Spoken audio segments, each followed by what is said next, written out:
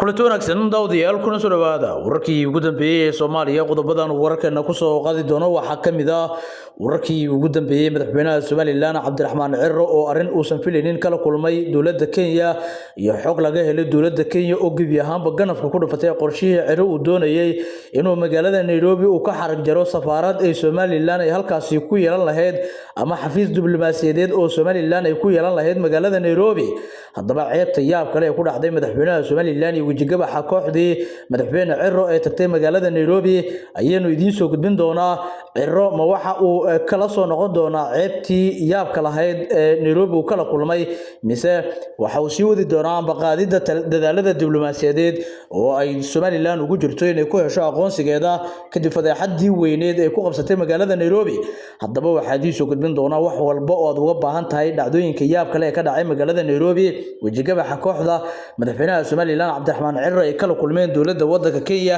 iyo qaabkii yaabka lahaa ee Cirro halkaasi loogu bahdilay qodobada kale aan idiin soo gudbin doono wararkeena qayb ka noqon doono waxa kamid ah wararkii ugu dambeeyay garaad jaamac garaad cali oo laba kala doorasiyo Soomaaliland ama nabad qaata ama dagaal qaata warkan yaab kale garaadka ka soo yeeray iyo dalabku hordhigay Soomaaliland ayaanu idiin soo gudbin doonaa xilli uu ka hadlay galka maxaabiista iyo arrimo kale islamada waxaan idiin soo gudbin doonaa farmaajo oo diiday isbahaysiga ay ku mideysan yihiin Rooble Maxamed Mursal gudoomiyihii hore ee baarlamaanka ra'iisul wasaare hore Saacid haddaba waxaan idiin soo gudbin doonaa isbahaysigan oo Shariif iyo Kheyre iyo rag kale ku jiraan sababta cajiibka ah ee madaxweynaha hore farmaajo isaga diiday wararkeena ayaa ku daawo doontaan iyo xogaha la xiriira howlgallada militari ee ka dhanaa al-shabaab ee ka soconaya gobolada Shabeellada Dhexe iyo Hiiraan ee Soomaaliya ayaanu idiin soo gudbin doonaa soo dhawaada saaxiibayaal warbaahinta Soomaali weyn oo idiin soo gudbinayso wararkii ugu dambeeyay arrimaha Soomaalida iyo caalamka fadlan daawada haddii aad tahay saaxiib nagu cusub nagu soo biir adigoo subscribe saaranayo barteen YouTube-ka rukumanaya wararkeena iyo dhacdooyinka xiisaha leh oo aanu goor walba halkan ku soo baahino waa hagaagan ku bilaawno wararkeena waxaanu maanta ku bilaabi doonaa wararkii ugu dambeeyay madaxweynaha Soomaaliland oo la kulmay cawaaqib la xiriira talaabo uu damacsanaa in uu qaado isaga oo socdaal ku marayay magaalada Nairobi ee caasimadda waddanka Kenya haddaba sida wararkeena hore ku daawateen Soomaaliland waxa ay qorsheynaysay in magaalada Nairobi ee caasimadda dalka Kenya ay ka yagleesho xafiis diblomaasiyadeed oo ay Soomaaliland ay halkaasi ka furanayso taasi oo ay markaasi ka dhigayso safaaradda Soomaaliland ay ku leedahay magaalada Nairobi ee caasimadda dalka Kenya safiirna ay u soo magacaawdo haddaba dawladda waddanka Kenya ayaa waxa ay qaaday talaabo lama filaan ku noqotay Soomaaliland isla markaasina ka dhanaa qorshihii maanta xariga looga jar lahaa safaaradda ay Soomaaliland damacsaneed inay ka furto magaalada Nairobi ee caasimadda dalka Kenya dawladda waddanka Kenya ayaa si rasmi ah u hor istaagtay qorshaha furitaanka xafiis ay Soomaaliland ku yeelan lahayd magaalada Nairobi iyadoo si cad u muujisay inaysan aqoonsaneen madaxbannaanida nidaamka Hargeysa sida lagu sheegay war-saxaafadeed diblomaasiyadeed oo si adag loo dhigay oo ka soo baxay xukuumadda Nairobi go'aankan ayaa yimid saacado kadib markii madaxweynaha Soomaaliland Cabdiraxmaan Maxamed Cabdullaahi Cirro oo axadii uu gaaray magaalada Nairobi booqasho rasmi ah oo lagu sheegay mid lagu xoojinayo xiriirka labada dhinac warqad ee wasaaradda arrimaha dibadda iyo jaaliyadaha Kenya ay u dirtay xafiiska xiriirka Soomaaliland ayaa waxa lagu sheegay in aysan wax ogolaanshaha u siinin munaasabad la qorsheeyay in la qabto talaadada maanta ah oo taariikhdu ay ku beegan tahay 17 bisha May 2025 warqadan ayaa sidoo kale waxa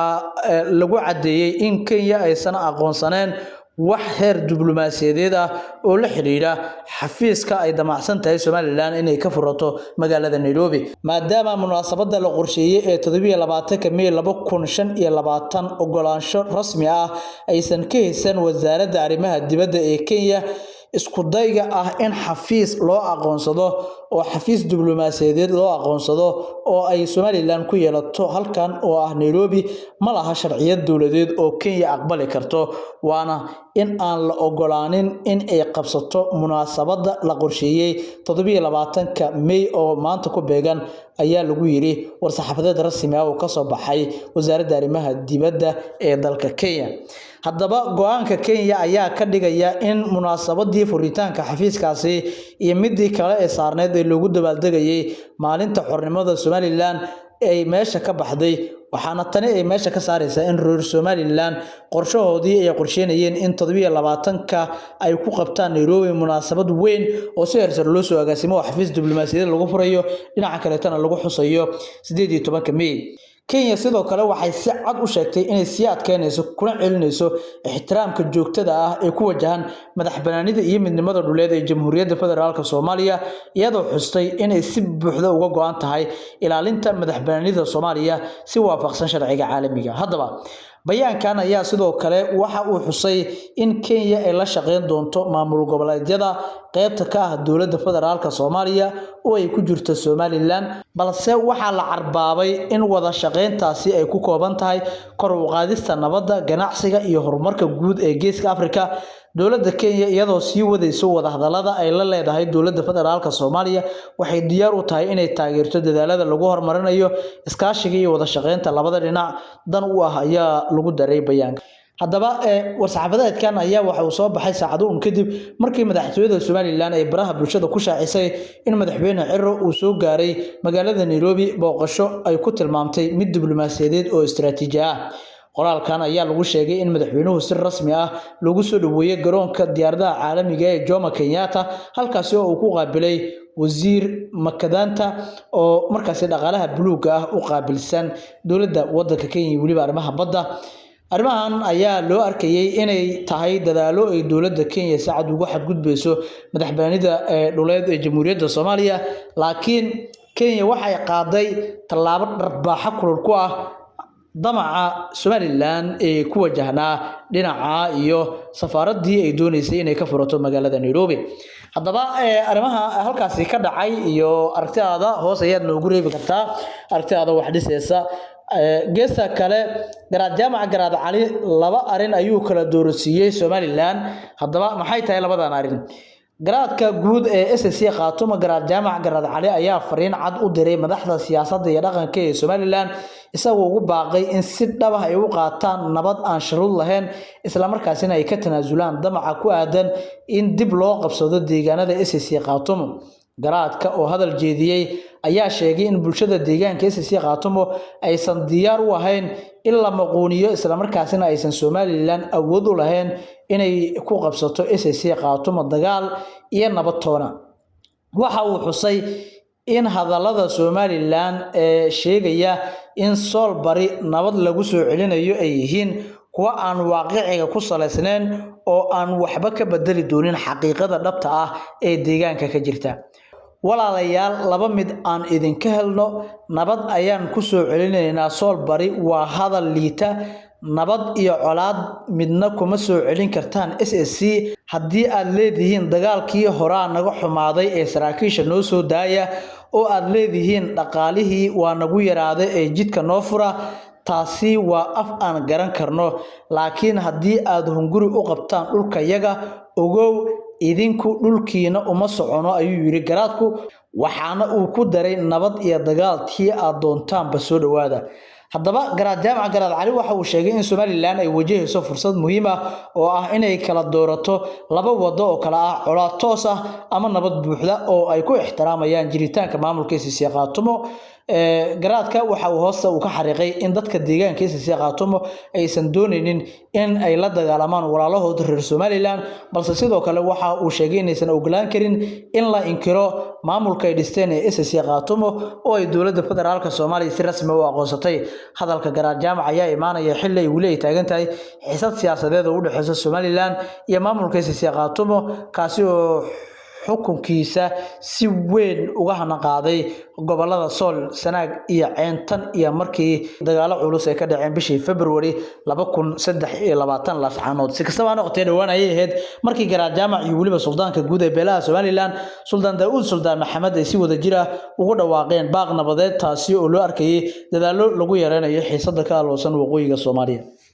arrinta qodobkaasi ku aadan hoos ayaad noogu reebi kartaa markaan waxaan eegaynaa warbixin ku saabsan madaxweyne farmaajo uu diiday isbahaysiga Roble Mursal iyo sidoo kale shakhsiyaad kale ay ku jiraan oo Shariifka ka mid yahay haddaba ra'iisul wasaarihii hore ee Soomaaliya Maxamed Xuseen Roble iyo Cabdi Faarax Shirdoon Saacid gudoomiyihii hore ee golaha shacabka Maxamed Mursal Sheekh Cabdiraxmaan ayaa galabnimadii shalay soo gaaray magaalada Muqdisho imaanshiyaha mas'uuliyiintan oo hadda markaasi ka mid ah mucaaradka dawladda ayaa la sheegay in uu dhameystir u yahay dhismaha isbahaysi ay ku mideysan yihiin musharaxiinta mucaaradka dhammaan xubnaha mucaaradka ee u hanqaltaagaya xilka madaxweynaha Soomaaliya ayaa maanta la qorsheenaya inuu u furmo magaalada Muqdisho uga furmo shir muhiim ah siday ogaatay warbaahinta Soomaaliyeed ilo ku dhow shirka ayaa waxay sheegayaan in madasha mucaaradku uu hogaaminayo madaxweynihii hore ee Soomaaliya Shariif Sheekh Axmed isla markaasina ay qayb ay ka noqon doonaan ra'iisul wasaarayaal hore wasiiro hore xildhibaano iyo siyaasiyiin kale oo saameyn ku leh siyaasadda dalka qorshaha lagu doonayo in isbahaysigan lagu soo daro madaxweynihii hore ee Soomaaliya Maxamed Cabdullaahi Farmaajo ayaa fashilmay kadib markii uu Farmaajo diiday inuu qayb ka noqdo Farmaajo ayaa la sheegay inuusan la dhacsanayn habka ay mucaaradku wax u wadaan iyaga oo xitaa mararka qaar si fudud u siyaasadeynayo arrimaha masiiriga sida amniga iyo la dagaalanka al-shabaab arrimahan ayaa si cad waxa ay ugu muuqdaan ama ay ugu muuqdeen bayaankii ugu horeeyay ee uu soo saaray madaxweynaha hore Farmaajo isagoo inta badan ku amaani jiray ciidamada dawladda dagaalkii ku jiraan al-shabaab halka xubnaha kale ee mucaaradku ay iyaguna sida Qeyre Cabdiraxmaan Cabshukuur iyo shakhsiyaadka kale mucaaradku ay si adag u dhaliili jireen guuldarooyinka ciidanka qaranka ee dagaalka al-shabaab